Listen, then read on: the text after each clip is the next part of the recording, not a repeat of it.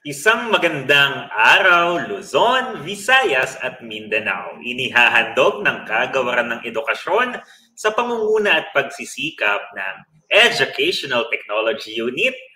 Narito ang ating klase sa Filipino para sa Baitang 8. Binabati ko ang lahat ng mga makabayang mag-aaral natin para sa araw na ito at kasama niyo pa rin ang inyong tutor para sa araw na ito na makakasama ninyo sa pagtalakay natin ng ating aralin.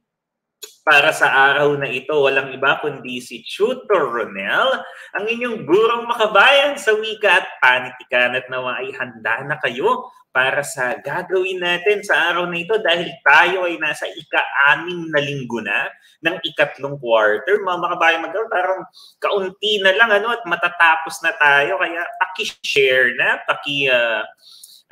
send na itong link ng ating klase sa Filipino 8 para makasali ang inyong mga kaklase, kaibigan, sabay-sabay tayong matuto sa ating paksa sa araw na ito na tungkol sa aspektong teknikal ng pelikula at paggamit ng wastong banta. So, pakisuyo naman, pakilagay kung saan school kayo mula.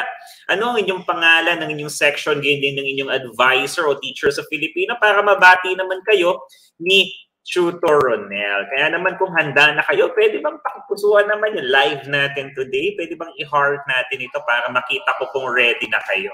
Kaya na syempre, dating gawin, itutuloy natin yung mga nakagawian natin sa klase ni Tutor Mel.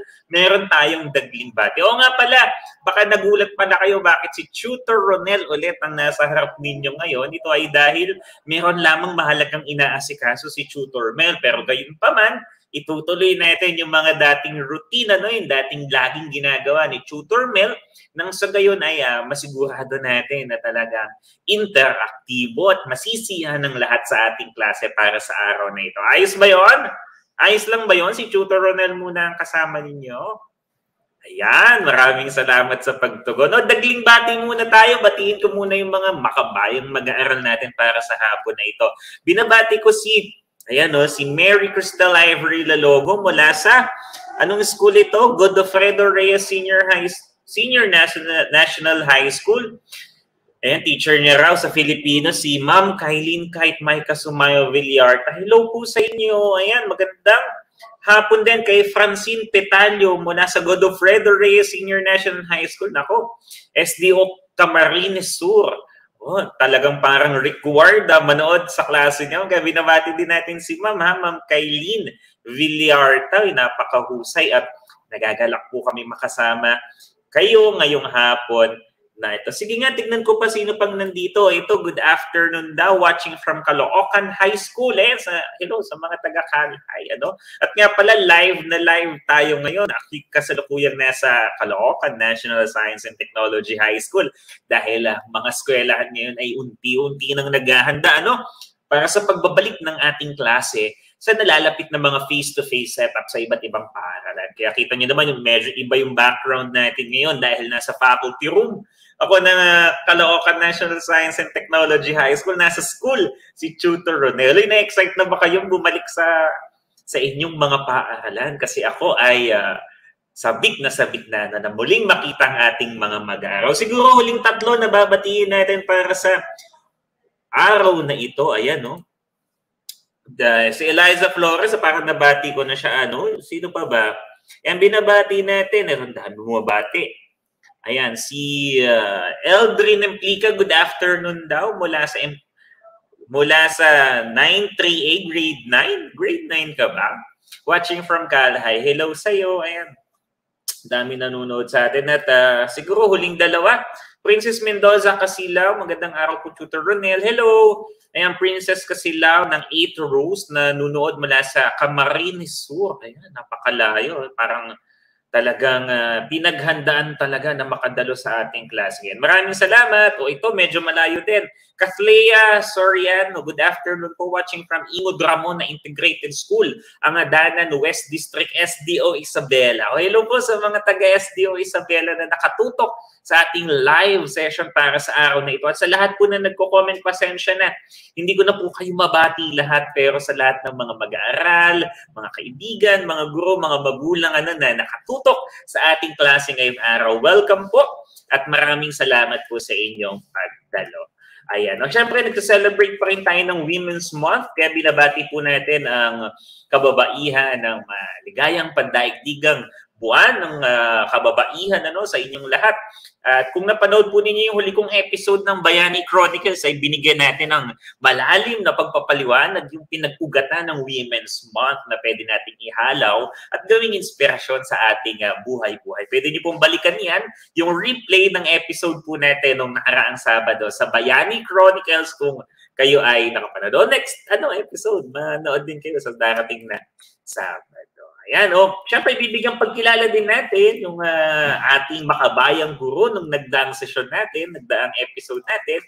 Bigyan pagpupugay natin, virtual clap naman mula sa mga magagaling at mahuhusay na guro natin, si Mrs. Pia P. Tumagan mula sa SDO Laguna. Hello po, ma'am.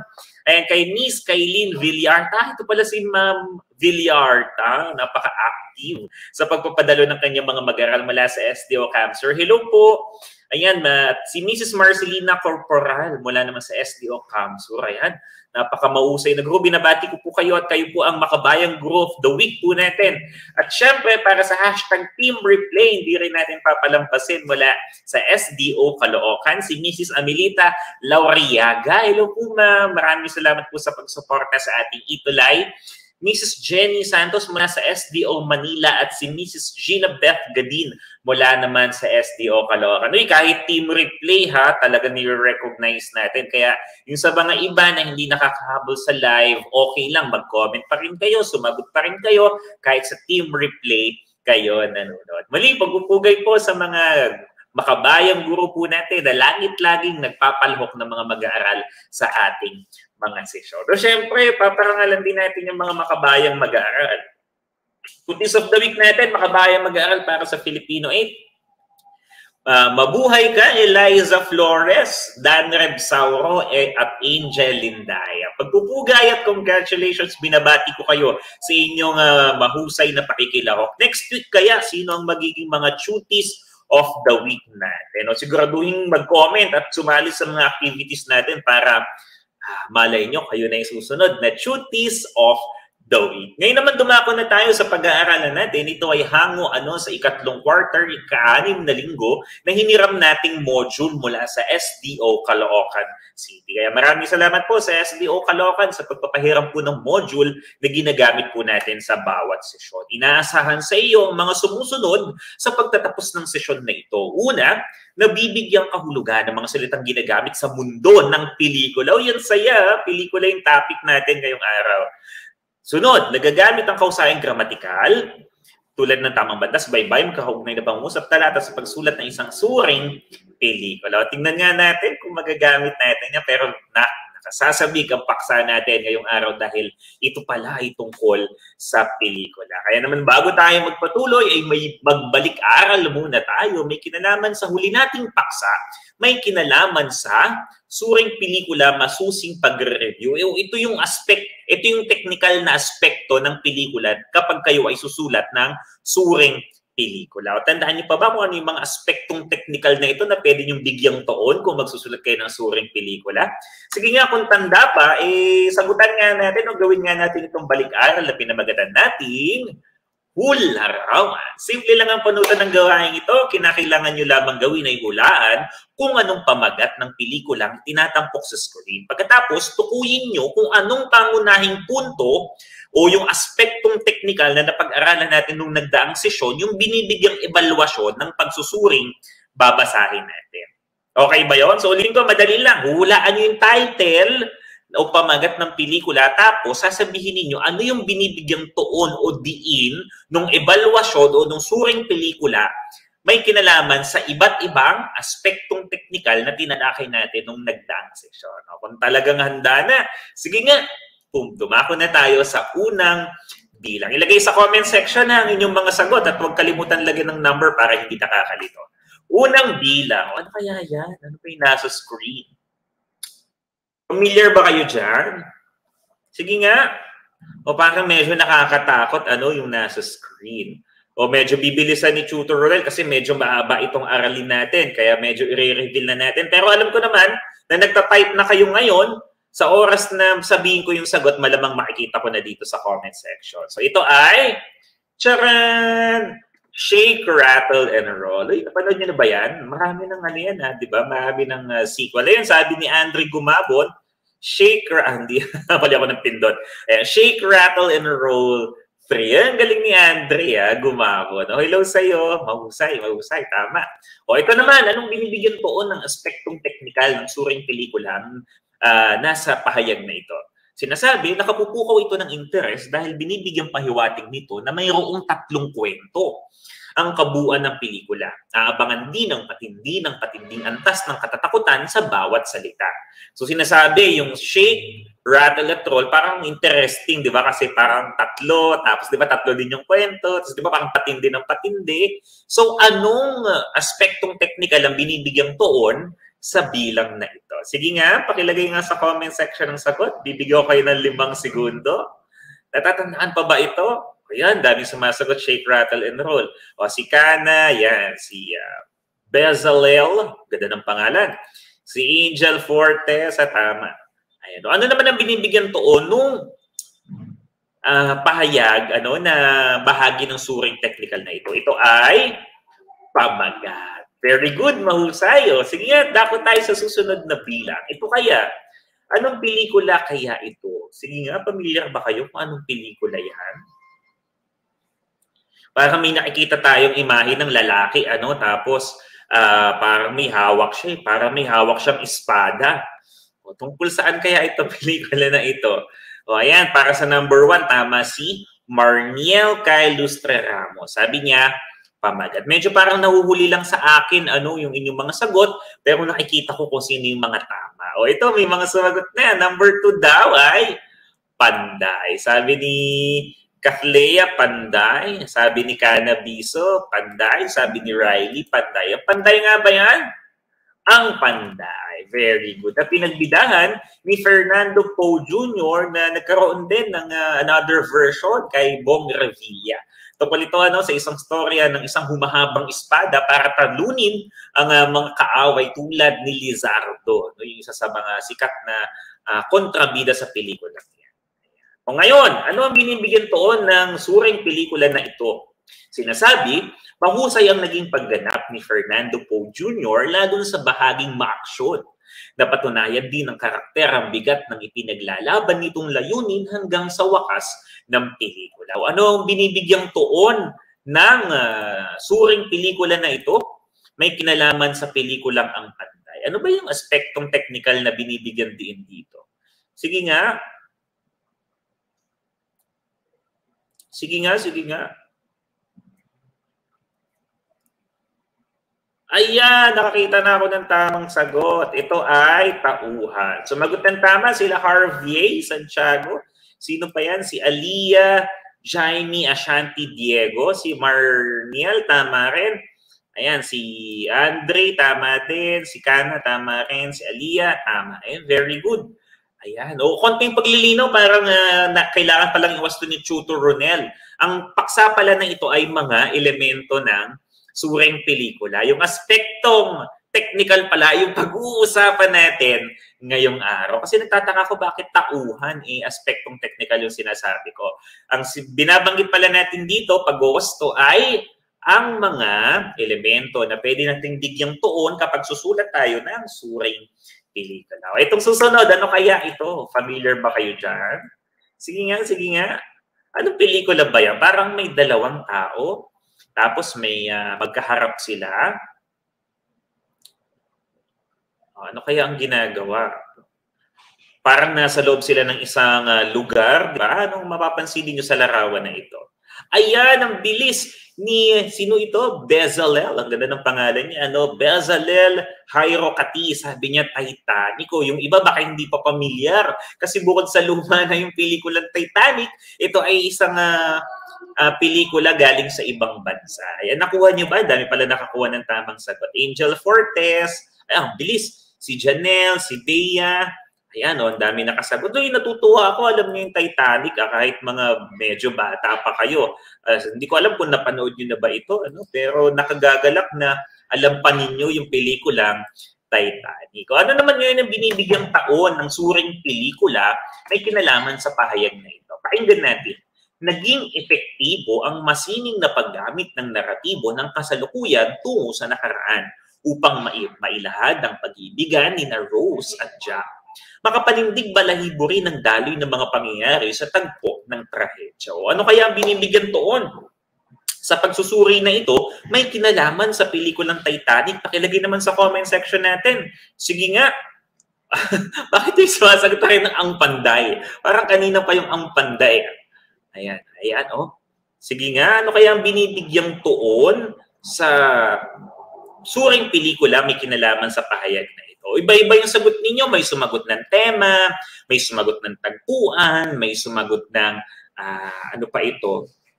Yung tema, may sumagot ng tauhan. O, ano kaya ang tamang sagot? Tingnan nga natin. Ang tamang sagot, parang walang nakakuha. Nakalimutan nyo ata ito. Ang tamang sagot ay kuwento. Dako tayo sa ika-4 na bilang. Medyo tinakpan ko yung title kasi kitang-kita. O ano kaya ang pelikula na makikita natin sa Hularawan number 4? O sige nga. Sige nga. May nakakuha ng tama kanina si Mariel Kyle Lustre Ramos. Sabi niya, kuwento. Bukod sa kanya, sino pa? Si Francine Petalio. Tama din siya sa number 3. Yung ibang mali, oo. Pero itong 4 na bilang natin, anong pelikula ba ito? Sige, re-reveal na natin kasi medyo kulang tayo sa oras. Tama, Hintayan ng Langit. May nakakuha ba ng tamang sagot? Kasi medyo bago itong pelikula na ito, pero napakaganda. Ay, parang walang nakakuha ng tamang sagot.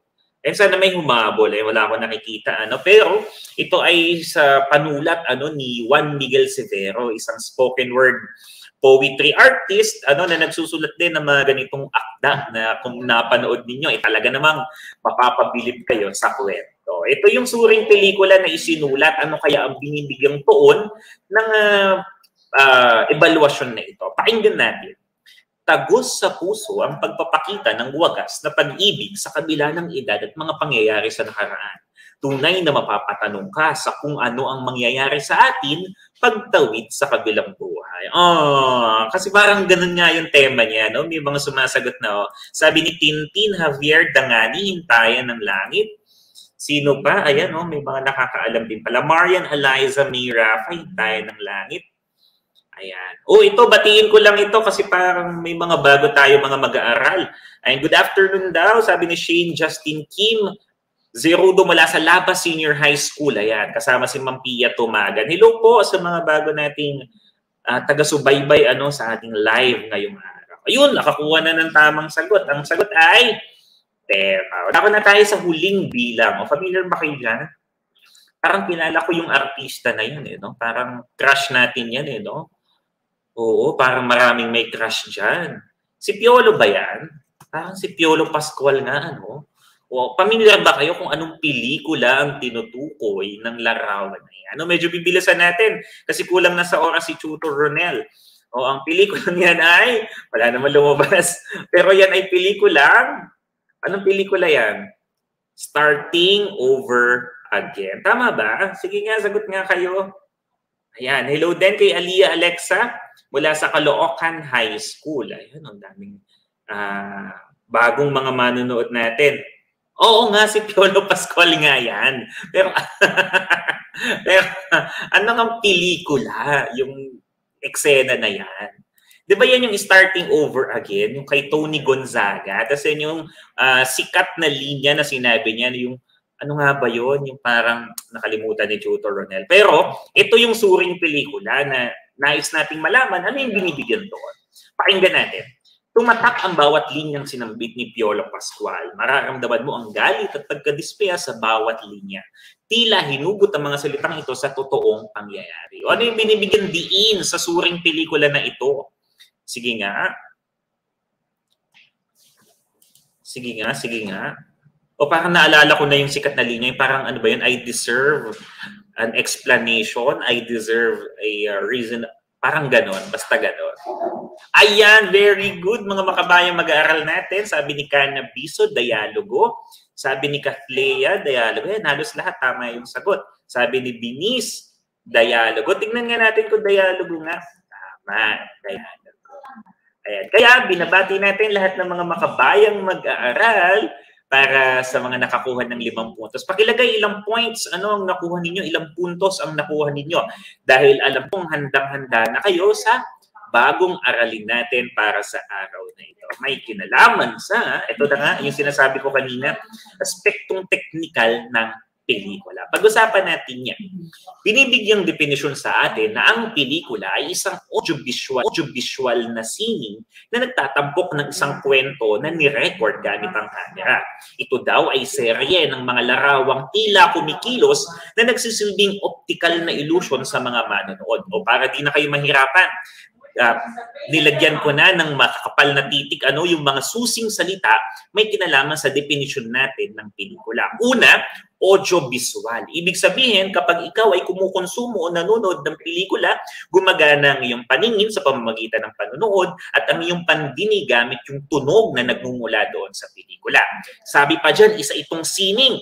Ibig sabihin, dumaan ito sa masalimuot na proseso para maging o makapagtampok ng isang kwento, ng isang mensahe na nais ipabatid hindi lamang ng manunulat, ganun din ng direktor at iba pang mga bumuo doon sa pelikula. Sa usaping teknikal, camera ang ginagamit, partikular ang video camera o ang aspetong pang-video ng isang camera. Dahil ngayon, kahit mga cellphone, pwede nang gamitin sa pag-video o pagbuo ng isang pelikula para magkaroon ng ilusyon na parang gumagalaw. Kasi di ba noon, ganyan yung konsepto ng pelikula. Serye ng mga larawan na pinagsusunod-sunod para parang tila ito gumagalaw. Kaya nga ang dating tawag, di ba, sa mga pelikula ay motion picture dahil mula talaga ito sa serye ng mga larawan. Sige nga, ito yung bibigyan natin ng definition para sa hapon na ito. Una ay ang cinematografiya, ikalawa ang editing, ikatlo ang paglalapat ng musika o tunog, ikaapat ang special effects, at ang ikalima, ang panghuli ay ang disenyong pamproduksyon. Sige nga, isa-isahin natin. Binabati pala natin si Mea Endozo nanonood mula sa Godofredo Reyes Senior National High School mula sa SDO Camarines Sur. Ayan, hello po sa iyo. Si Mea Endozo. Ayan, mga makabayang mag-aral natin na laging nakatutok. Ngayon, isa-isahin natin. Unahin natin ang cinematografiya. Ito ang sining ng pagkuha ng video gamit ang mga kagamitang pampelikula upang masaklaw ang nais ipahatid ng pelikula. Sa madaling salita, mga makabayang mag-aaral, tumutukoy ito doon sa tamang anggulo nung pagkuha ng video para makuha mo yung eksenang nais mo na makapag-aambag sa mensaheng nais ipabatid ng pelikula. Ibig sabihin, ang isang tao na may hawak ng camera ay kailangan alam niya o nabigyan siya ng panuto ng direktor o nabigyan siya ng direksyon kung paano niya ikakabig yung camera nang sa gayon ay makunan ng maayos yung mga artistang gumaganap o yung tagpo na kailangan doon sa pelikula. Kaya nga kapag susuriin nyo ang isang pelikula sa aspektong sinematografiya, mahalagang masagot ninyo ang mga sumusunod na tanong. Una, mahusay ba ang anggulong kinunan? Baka naman masyadong mababa, masyadong mataas, masyadong mauga, masyadong steady, o baka hindi akma yung anggulo na ginamit nung may hawak ng camera o yung tinatawag na videographer. Pwede nyo rin itanong o sagutin yung tanong na ipakita ba ng camera shots ang mga bagay o kaisipang nais palutangin. Yung lente ba ng camera na adjust para sumunod sa galaw ng artista o may mga pagkakataon na nawawala sa frame o doon sa kwadradong limitasyon ng video yung artistang nais kunan ng camera. So yan, yung pwede nyong bigyang toon kapag kayo ay magsusulat ng suring pelikula na nagbibigay toon sa aspektong teknikal, partikular, cinematografiya. Naunawaan? Kung naunawaan nga, paki-heart ang ating live sa hapon na ito para malaman ni Tutor Ronel kung talagang nakasusunod sa talakayan. Sunod tayo, ang tinatawag na editing. O ito naman yung malikhaing pagdudugtong-dugtong ng mga eksena upang mabuo ang daloy ng pelikula. Sa pagbuo ng isang pelikula, mga makabayang mag-aaral, kinakailangan ng tinatawag na editor o yung taong nag-e-edit o nagdudugtong-dugtong o nagpuputol ng mga video nakunan upang gumanda yung daloy ng kwento upang mas maintindihan natin. Ibig sabihin, hindi lamang basta kinunan ng video yung mga artista, may tinatawag sa pagsulat o pagbuo ng pelikula na post-production. Sa post-production, nagaganap yung editing. Dito sinisigurado na maayos yung daloy, walang parang nabibitin na eksena, tama lamang yung mga nakunan na tagpo para masabing buo ang istorya o kwento sa loob ng pelikula. O kung sakali na magsusulat kayo ng suring pelikula na nagbibigay tuon sa editing, ito yung mga tanong na pwede niyong sagutin. Una, maayos ba yung pagkaka-edit? Ikalawa, wala bang bahaging parang putol o parang bitin? O minsan, yung iba, baka nasusobrahan sa eksena. Baka may mainam na mga eksenang dapat ay tinanggal na. Naintindihan ba yon? Kung nakakasunod nga, paki-heart, paki-pusuan ng ating live para sa araw na ito. Yan, mahusay. Dako tayo sa ikatlong aspektong teknikal. Ito naman yung tinatawag natin na paglalapat ng musika o tunog. O ano naman ito? Ito yung nakatutulong upang palitawin ang damdamin sa mga eksena. Nakanood na ba kayo ng isang pelikula? Siguro nakanood na kayo ng isang pelikula. Hindi ba't sa mga pelikula may iba't ibang damdamin na umiiral? Minsan malungkot, minsan masaya, minsan nakakatakot, minsan nakakasindak, minsan parang kikiligin ka.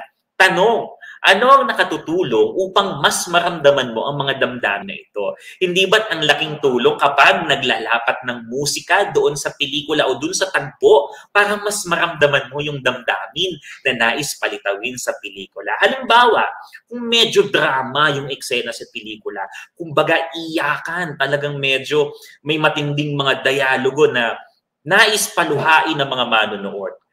Isipin niyo kung nilapatan pa ito ng isang musika na medyo medyo nakakaantig ng puso, yung musikang inilapat doon sa tagpong iyon. Hindi ba talagang mananaig sa ating mga manonood na baka maiyak talaga tayo dahil hindi lang yung dialogue, hindi lang yung arte, kundi pati yung music o yung musika o tunog ay nakaayon doon sa damdamin. Halimbawa naman, aksyon. Halimbawa, pelikulang may kinalaman sa labanan, di ba? Hindi ba naglalagay ng mga tunog na mabibilis o kaya may mga matataas na beat o kaya mayroong matataas na bass para mas lumakas yung tibok ng puso ng mga manonood at mas maramdaman niya yung action doon sa pelikula. Kaya nga, kung susulat kayo mga makabayang mag-aaral ng isang suring pelikula na nagtutuon sa aspektong teknikal ng paglalapat ng musika o tunog, pwede niyong sagutin yung tanong na ito. Yung tanong na, akma ba ang musika at nababagay ba dun sa tema at eksenang ipinakita sa pelikula? Kaya katulad ng mga binigay na halimbawa ni Tutor Rodel kanina, isipin ninyo kapag magsusulat kayo ng suring pelikula, bagay ba yung tunog na nilapat o yung musikang inilagay para mas gumanda yung pelikulang pinapanood? Naintindihan ba yon? Kung nakasunod ka, paki-heart naman yung comment natin para nakikita ni Tutor Ronel kung nakakasunod pa kayo. Dapat tayo sa ika-4 na rito ang special effects. Ito naman yung mga tulad ng pagkawala, pagliit, paglaki ng bagay, animation, paggamit ng computer graphics at iba pa. Dito naman sa aspektong technical na to ay ito yung parang tinatawag na movie magic kasi sa katotohanan hindi naman talaga ito nangyayari pero dahil gumamit ng computer at gumamit ng mga software na pwedeng makalikha ng mga galing sa imahinasyon natin tungo sa aktual na larawan o bahagi ng pelikula ay makatutulong upang mabuo yung kwento na pinapanood natin. Halimbawa, sa isang pelikula na may kinalaman sa mga kagila-gilalas ng mga pangyayari, halimbawa, fantaserye. Ayan, di ba? Halimbawa, kung may karakter na lumilipad na tao, o hindi naman talaga tayo makakahanap ng lumilipad na tao sa totoong buhay. Pero gamit ang special effects, pwedeng kabitan ng pakpak, yung artista o lagyan ng ulap sa paligid niya para magmukha siyang lumilipad. Nang sa gayon, mas makiliti yung imahinasyon ng mga manonood para isipin niya, aba, talagang lumilipad yung artista doon sa eksena. Mas makatutulong sa pagbibigay o pagbubuo ng mensahe na nais ipahatid ng pelikula. Kung nais yung bigyang tuon ang aspektong technical na special effects, pwede niyong sagutin ang mga sumusunod na tanong. Ngayon, tignan nyo yung nasa picture, parang Jurassic World data yan. Siyempre, wala naman ang dinosaur sa panahon ngayon, di ba? Paano naman tayo makakagawa ng pelikula na may mga dinosaur? O anong ginawa? Gumamit ng mga special effects. Ayan. Ano yung mga tanong na pwede natin sagutin? O ito, makatotohanan ba ang pagkakalapat ng special effects? O, di ba, pwede natin tignan yan. Kasi di ba, yung iba kahit nagsisikap na magkaroon ng special effects dahilan siguro sa kakulangan ng budget, oras, o panahon, medyo hindi makatotohanan. Parang medyo nakasisira pa doon sa daloy ng kwento. Di ba, parang maiilang yung mga manonood kasi parang hindi naman makatotohanan yung makatotohanan yung eksena doon sa pelikula. Ayan. O, sige. O, nakakasunod ba? Kung nakakasunod nga, pakipuswa ng live ni Tutor Ronel kung nakakasunod pa dahil nasa huling aspekto na tayo. Ito naman ang disenyong production. Ayan, saglit lang ha. May inaasikaso lang si Tutor Ronel.